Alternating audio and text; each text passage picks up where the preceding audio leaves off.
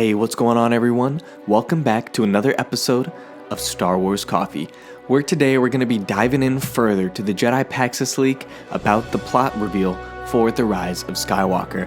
Today we're going to be diving deeper into Act 1 as Jedi Paxos has released his updated and expanded version for Act 1 of The Rise of Skywalker. But before we get into that, as usual, we're going to throw out a spoiler warning because there will be massive spoilers from The Rise of Skywalker in this video. And the other thing I want to preface is while these are leaks and that these have been confirmed by Jedi Paxos and making Star Wars sources, this doesn't necessarily mean that this is the video. It could be that the sources are wrong, but this is the best idea of what we have for The Rise of Skywalker thus far.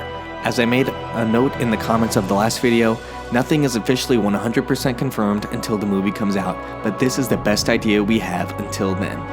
Okay, so let's move on. If you're a returning subscriber to this channel, welcome back and I thank you so much. But if you're new to this channel and you love Star Wars, be sure to hit that subscribe button and hit that like button on this video, and be sure to smash that notification bell so that you're one of the first to see a new video the second it goes live. But with that being said, last spoiler warning, here we go into the updated and expanded version of the Jedi Paxos Rise of Skywalker leak. So let's dive into the first scene of Act 1, where it's going to be a flashback in the past at an unknown location, probably wherever Luke was training his next generation Jedi. Jedi Paxos tells us this: Luke is training Leia as a Jedi. Lightsabers are involved and Leia reveals to Luke that she is pregnant, and Leia makes the decision to end her Jedi training due to the impending birth of her son, Ben Solo. Next scene, the present, the Resistance jungle base. Here in the present, Leia has picked up where Luke left off and is helping Rey become a Jedi. Rey is first seen doing some mental force training, but she is struggling with this. She asks Leia to do some physical training courses instead, and this is where we see Rey doing the Jungle Forest lightsaber throw in the D23 first look. Following this, we're going to be on a forest planet bathed in red light. This planet, Jedi Paxos, does not have a name. Supreme Leader Kylo Ren has been aware of a dark power behind his predecessor, Snoke. Kylo has been spending his time as leader of the First Order with the purpose of locating this power. Generals Hux and the new General Pryde have been following Kylo around on his quest and are beginning to be frustrated with what they feel like is just a chase for nothing. They see this as a waste of the First Order's resources and time and get very frustrated with Kylo Ren. Kylo is leading an assault on this planet to find Darth Vader's Wayfinder. The device reveals coordinates within the unknown regions, and Kylo is confident that this will reveal the source of Snoke's power. Kylo Ren slaughters his way through, which is what we see in the teaser and in the trailer, and has eventually led to the Oracle, who gives him Darth Vader's Wayfinder. Next we move to an asteroid base, where we pick up with Finn and Poe on the Millennium Falcon, accompanied by some unfamiliar characters from the Resistance traveling to meet a First Order informant. The informant, which is an alien, is acting as a middleman between the First Order mole and the Resistance. The First Order arrives and begins to attack the base, assaulting our heroes where they're clearly outnumbered and have to make a quick getaway.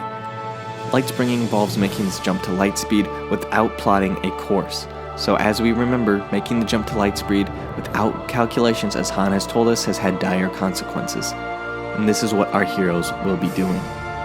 The Falcon makes a handful of springs to the First Order off of their trail, but they are forced to deal with the consequences of such a risky maneuver.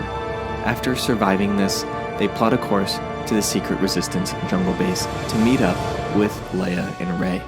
Next, we're heading to the unknown regions on a planet called Exegol. After obtaining Vader's device, Kylo travels to the place specified by the Wayfinder.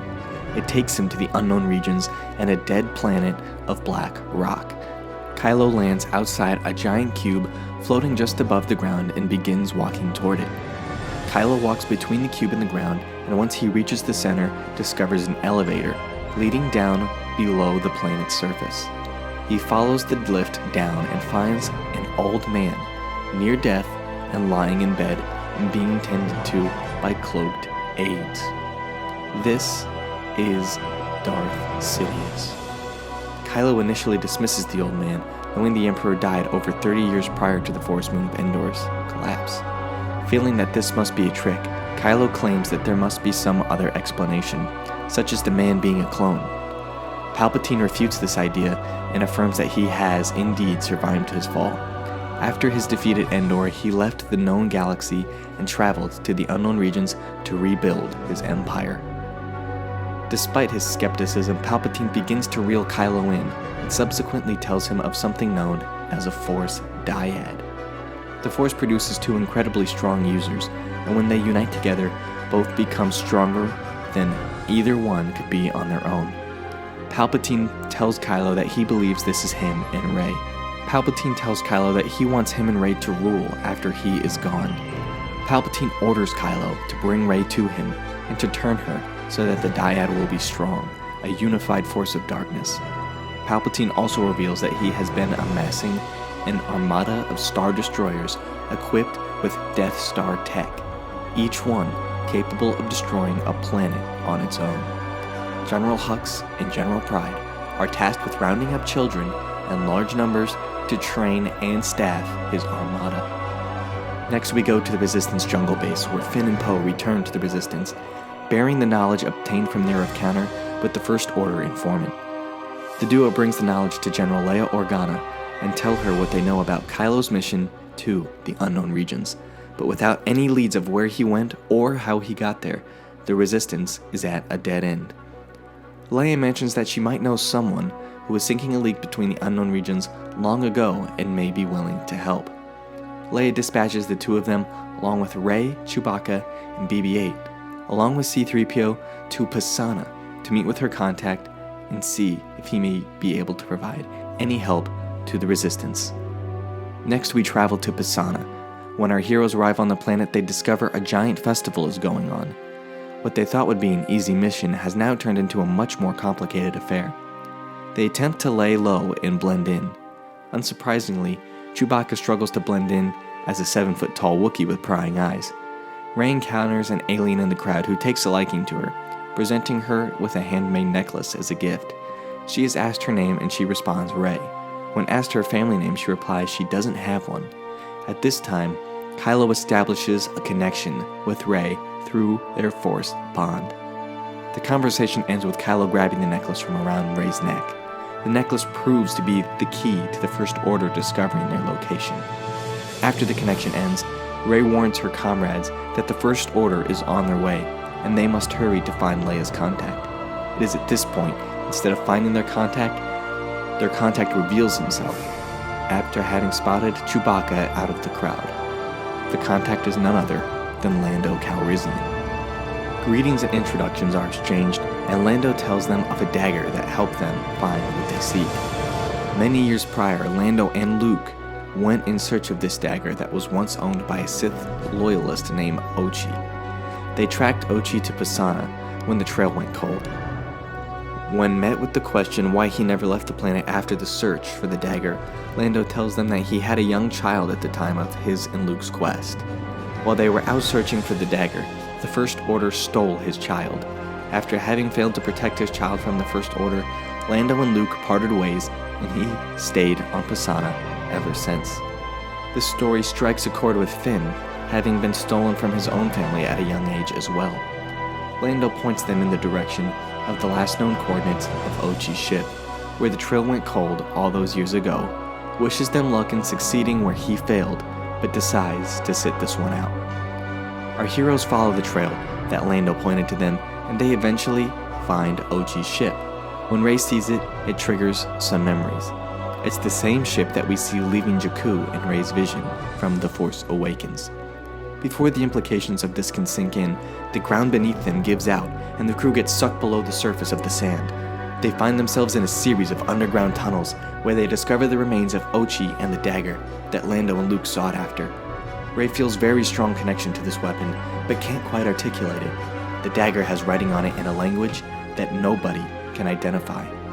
It's then handed over to 3PO, who identifies the writing as a Sith language, but he reveals that he's unable to translate the writing due to restrictions in his programming.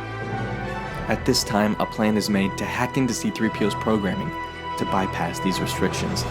Poe mentions that he has an old contact who might be able to help them out. Chewbacca takes possession of the dagger, and the group's attention shifts to finding a way out of these caves. During their escape attempt, the team runs into a giant aggressive sandworm.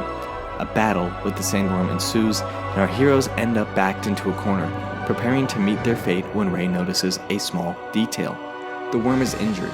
In a display of a previously unknown power, Rey is able to heal the worm's injuries, satiating the worm and providing the heroes the chance they needed to escape. Once the crew exits the cave system, they see a First Order Star Destroyer in the sky and know that Kylo Ren is there. Once they realize this, they reason that the First Order would have already found the Falcon, making the plan to escape impossible. The Falcon is boarded and subsequently taken back to the Star Destroyer. In an act of desperation, the crew boards Ogis Ship and attempt to get it working. It's on this ship that the crew discovers the new droid, D-O. Rey senses that Kylo is coming for her, so she takes off on her own to confront him and buy her friends some time. This is where the TIE Interceptor flip sequence from the first teaser takes place. While Kylo and Rey are engaged, the Knights of Ren and the First Order head for Ogis Ship and our other heroes. Chewbacca splits off from the crew and attempts to delay the Knights, but is captured. The dagger is taken from him, and he boards a First Order prisoner transport. Rey and Kylo both notice Chewbacca being taken captive and brought to the transport ship during her confrontation with him. As the ship takes off, Rey shifts her attention from Kylo to her captured friend and begins to use the Force to stop the transport to pull it back to the ground. Kylo attempts to counteract this by pushing the ship away. Control over the ship becomes a lightsaber battle between Kylo and Rey, much like their battle for Anakin's lightsaber in The Last Jedi. Kylo begins to gain the upper hand, which angers Rey. In her frustration, lightning shoots from her hand, destroying the transport ship and killing all its passengers. Devastated by what she just did, Rey collapses. While all this transpiring, Poe, Finn, 3PO, and BB-8 get Ogis Ship in the air just in time to fly over and pick up a distraught Rey. With no Lando, no Falcon, and no Chewbacca, our heroes limp away from the desert planet. That wraps up the Jedi Paxos Expanded Act 1. The Jedi Paxos leak, this first leaked 5 days ago on Star Wars Leaks on Reddit. Let me know what you guys think about this in the comments down below. It sounds pretty good to me, but I want to know what you guys think. Do you think it's authentic? I think it is, only because he had a disclaimer in this post that says this is from his sources alone, and if you put it in comparison with the Making Star Wars sources, it fits pretty well.